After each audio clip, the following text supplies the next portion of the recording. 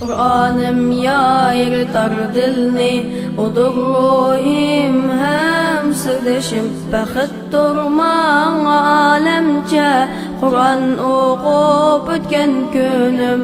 Kur'an'ım yayırtar dilni, odur ruhim hem sırdaşım. Bəxit durman alemce, Kur'an okup ötken günüm.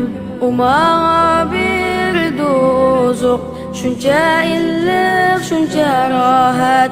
Bilik susiz hayat bulmaz, hayatım Kur'an'dır faqat.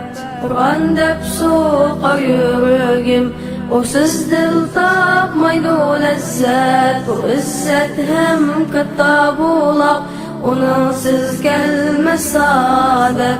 Kur'an'ım haq hidayettir, Allah kılgan inayettir. Onunsiz yol yürük bulmaz, baskan kadem zalalettir, baskan kadem zalalettir. Kur'an'ım yayırtar dilni, odur ruhim hem sırdaşım. Bəxit durman alemce, Kur'an okup ötken günüm. Kadirleymen Kur'an'ımni, atab onun cümbarımni. Kubul eyle ulu Rahman, sana kılgan duayımni.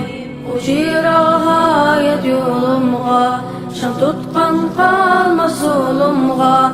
Vaktini ber aziz ümmet, nuçira aşık Kur'an'a. Kur'an'ım yayırtar dilni, odur ruhim hem sırdaşım. Bəxit durman alemce, Kur'an